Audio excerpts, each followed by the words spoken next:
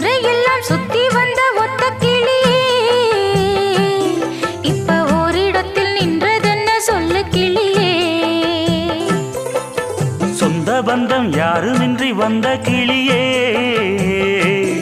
ஒரு சொந்தம் இப்போ வந்ததென்ன வாசல் வழியே.